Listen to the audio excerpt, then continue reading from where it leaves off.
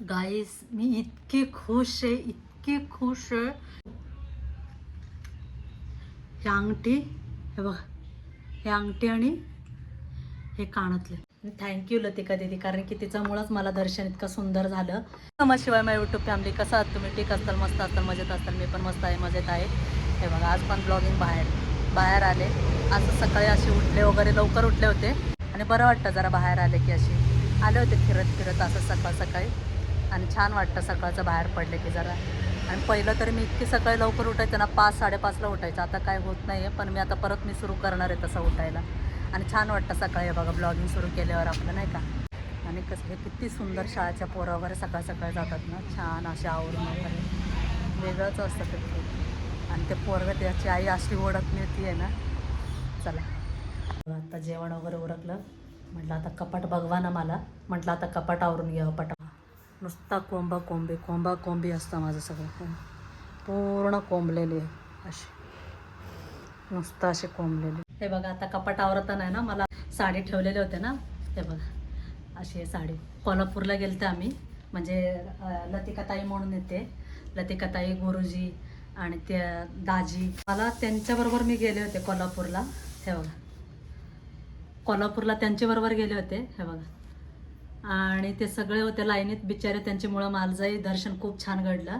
आणि त्यांच्यामुळं मला खोटं वाटेल, मला विश्वासच बसत नव्हतं माहिती आहे का. मी पाय पडले आणि ते एकदमच म्हणजे माझ्या डोक्यात पण नाही आहे, म्हणजे मला अशी रिटर्न म्हणजे अशी प्रसाद म्हणू की काय म्हणू, म्हणजे मला नवलच वाटलं म्हणजे, नाही का.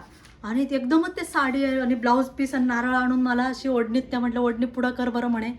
मला ओढणीत ते साडी म्हणजे मला दिले परत. काय हे झालं ना, म्हणजे मी काय साडी नेले नाही, काहीच नाही. तसेच म्हणजे मी पाय पडून निघाले होते. त्या गुरुजी एकदमच अशी आले आणि मला हे साडी ओटीत दिले मला, असं कोल्हापूरच्या देवीचं. मला इतकं म्हणजे ते अजूनसुद्धा ते आठवलं ना, मला इतकं मनाला समाधान होतं ना, इतकं भारी वाटतं ना. ते क्षण खूप छान होता माझ्यासाठी. त्याला मी देवीकडे बघतच बसले ते दिवशी अशी, म्हणजे मला हे साडी, ह्याचा ब्लाऊज आणते, ह्याच्यावर हिरवाच ब्लाऊज मिळाले होते. हे बघा इथंच आहे ब्लाऊज, पण सगळे तेच बघत होते. हे बघा हिरवाच ब्लाऊज मिळाले होते. मग अशी छान अशी ह्याचा आणते ब्लाऊज अशी, हे बघा असा कलर घेऊन येते आणि शिवते आणि घालणार मी त्यामुळे हे कायमचं मी सांभाळून ठेवणार आहे साडी. आणि थँक्यू लतिका दीदी. गाईस हे बघा, माझ्या बड्डेला घेतलेला ड्रेस एवढा महागाचा, इतका सुंदर आहे ना, घातल्यावर इतका सुंदर दिसतो ना. माझे ते सगळे फोटो डिलीट झाले ह्याच्यावरचे, आहेत 4-5 आहेत, पण ते बघते मी व्यवस्थित आहे का, मी टाकणार आहे बघा तुम्ही. जेव्हा ते एकदा घातले, परत हा ड्रेस घातलेच नाही आहे मी. हा टाकलेले मी, ह्याच्यावरचा फोटो टाकलेले, तेव्हा खूप ट्रेंडिंगला होता हा ड्रेस. गाऊन, पूर्ण अशी गाऊन आहे, अशी 1 पीस सारखं असं. मी मोस्टली अशी बड्डेसाठी ना वेगळं काहीतरी घालायला बघते मी, पण छान वाटतात ते वेगळं काहीतरी घातले की. गाईस मी इतकी खुश आहे, काय सांगू तुम्हाला. कारण मी किती दिवसापासून शोधते माहिती आहे, फायनली आज मिळालं. मला काय वाटलं हरवलेच ते, आणि मी घरी कोणालाच नव्हतं सांगितले. खोटं वाटेल तुम्हाला. हे बघा, ओ हे अंगठी, हे बघा, हे अंगठी आणि हे कानातले, हे बघ, हे बघ दिसतं का नाही माहीत. हे मला असं वाटलं हरवलेच माझी. बापरे, येतं आहे फायनली. जीव आला माझा आता बघून. इतकी खुश झाले मी, इतकी आनंदी आलो, काय सांगू तुम्हाला. मला वाटलं हरवलेच माझी अंगठी. बापरे, आता एकतर सोनं किती महाग झाले आणि माझा हातनं असं झालं ना, मी सारखं हुडकते, इकडं हुडकते, अख्खा कपाट माझं असं म्हणूनच घाण झालं. म्हटलं मी घरी कोणालाच नव्हतं सांगितलं माहिती आहे का.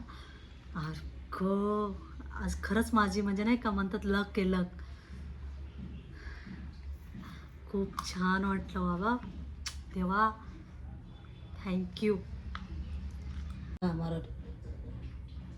कुठं बी ठेवणार तो, हा ना, सापडणारच नाही. हे बघा ताई तेच आम्हाला विचारतो कुठं ठेवले काय माहित. हा ना, आईला फक्त एकदाच विचारले होते की, म्हटले होते आई तू बघितलं का अंगठी कुठे ठेवली का तू. आई म्हटली नाही बाई तुझ्याकडेच आहे की.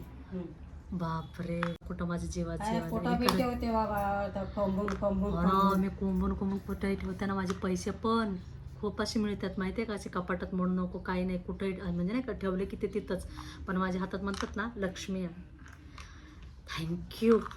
बापरे किती दिवसांनी हे बघा दोन्ही दोन्ही माझी दोन्ही कानातल्याने हे दोन्ही मिळाले. बापरे फायनली थँक्यू देवा पांडुरंगा विठ्ठला महादेवा याल्लो आई, खरंच मनापासून थँक्यू. फायनली झालं कपाटावरून हे बघा.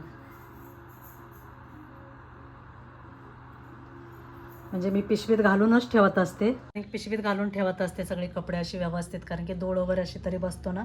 आई बघा माझी ब्लॉग सुरू आहे, आवाज कमी ठेवले बिचारीने, कारण की टी व्ही बघते ना. भाजी घेऊन येते पटकन जाऊन, काहीच नाही आहे भाजीला, कारण की परत उद्या उशीर होईल. परवा तरी हनुमान जयंती, मग ते भाजी बिजी नाही जमणार उद्या. आज आणले की सगळं कसं निवडून वगैरे ठेवता येईल ना. ते बघा आले, पण घरी जाऊन भाजी वगैरे घेऊन आले, निवडून ठेवते. मटर निवडले, आता गेवडा निवडते आणि शेपूची भाजी निवडले, आणि हे बघा गवार आणि इतर निवडून ठेवलं 2000 कोथिंबीर आणि मेथी. माझं कसं असतं आणलं ना सगळ्या भाज्या म्हणजे निवडून वगैरे ठेवलं ना बरं असतं ते, म्हणजे कसं पटकन करता येतं. गाईस आता इथंच व्हिडिओ एंड करते, कारण की परत मला एंड करायचंच लक्षात राहत नाही. तर व्हिडिओ आवडला असेल तर लाईक सबस्क्राईब कमेंट करा. भेटूया नेक्स्ट ब्लॉगमध्ये. बाय गाईस, गुड नाईट.